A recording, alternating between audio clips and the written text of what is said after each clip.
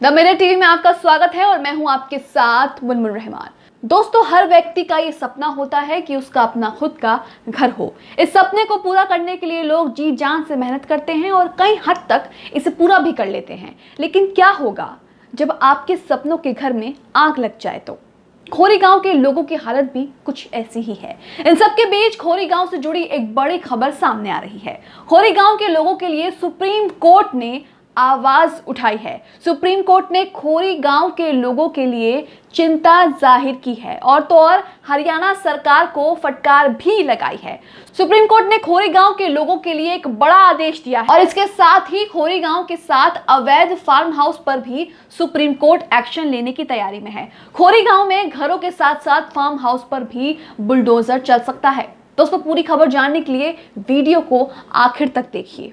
खोरी गांव में इस वक्त क्या चल रहा है, कैसे हालात हैं, खोरी गांव में आगे क्या कुछ होने वाला है, सुप्रीम कोर्ट ने खोरी गांव के लिए क्या कुछ कहा है, ये मैं आपको इस खबर में बताने वाली हूं। लेकिन इससे पहले चैनल को अगर सब्सक्राइब नहीं किया है तो जल्दी से सब्सक्राइब कर लें, बेल आइकॉन वाला बटन भी प्रेस कर लें ताकि खोरी गांव से जुड़ी हर अपडेट खबर आप तक पहुंच सके। मजदूरों के आवाज के संघर्ष में एक बहुत बड़ा मोड़ 7 जुलाई 2021 को तब आया जब सुप्रीम कोर्ट के जस्टिस खानविलकर ने खोरी गांव की बेदखली के आदेश जारी किए। उस आदेश के बाद नगर निगम ने लगभग 5000 से ज्यादा घरों को पिछले सप्ताह में धाराशाही कर दिया।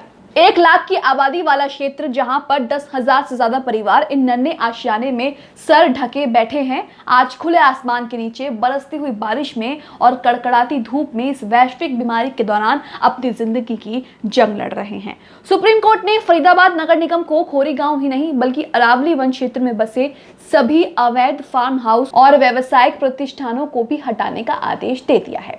कोर्ट ने कहा कि इससे कोई फर्क नहीं पड़ता कि वन क्षेत्र में गरीबों का कब्जा है या अमीरों का। साथ ही कोर्ट ने एक बार फिर खोरी गांव में स्थित अवैध निर्माण को ढहाने पर रोक लगाने से इनकार कर दिया है।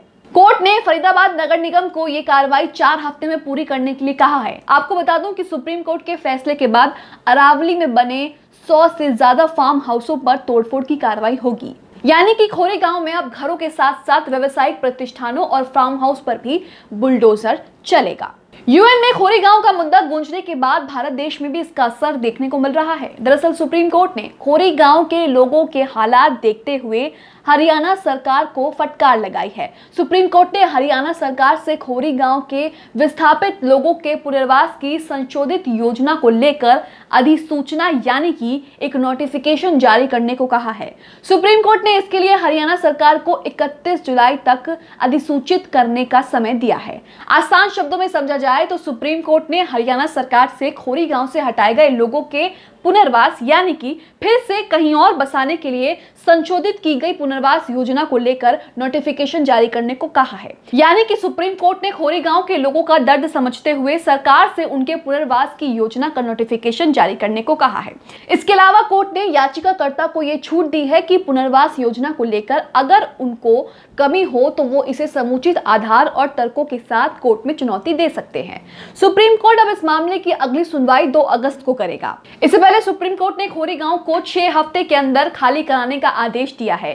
पुलिस अधिकारियों के मुताबिक सुप्रीम कोर्ट ने 7 जून को फरीदाबाद नगर निगम को खोरी गांव में वन भूमि पर अतिक्रमण हटाने का निर्देश दिया था, जिसके लिए गांव वालों को 6 हफ्ते का समय दिया गया था। इस मामले में कोर्ट की अगली सुनवाई 27 जुलाई को होनी है। वहीं खोरी गांव के स्थानीय लोगों का कहना है कि हम लोग वहां लगभग 20 साल से रह रहे हैं, इससे तो हम बेघर हो जाएंगे, जिसे लेकर सीएम मनोहर खट्टर ने घोषणा करते हुए कहा था कि जिन परिवारों के सदस्य सूबे में वोटर हैं उन्हें दूसरे जिले में खाली फ्लैटों में शिफ्ट किया जाएगा।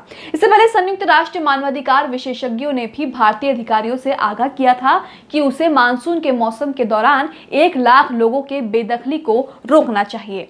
इसके साथ ही हरियाणा नगर निगम ने खोरी गांव पर सुप्रीम कोर्ट में एक स्टेटस रिपोर्ट दायर की है। सूत्रों की माने तो नगर निगम ने अपनी रिपोर्ट में कहा है कि उसने खोरी वन क्षेत्र में आधे से ज्यादा इलाके से कब्जा हटा दिया है। साथ ही खोरी के लोगों के लिए पुनर्वास योजना भी लागू कर दी है, जिसमें आवेदन आने शुरू हो चुके हैं। वहीं तकनीकी रूप से ड्रोन सर्वे की रिपोर्ट भी सुप्रीम कोर्ट में दायर की गई है।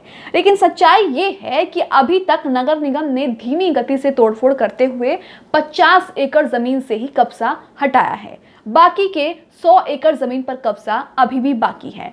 नगर निगम कोर्ट में कहता है कि हमने आधे से ज्यादा कब्जा वहां से हटा दिया है, लेकिन वहां के लोग सच्चाई कुछ और ही बताते हैं।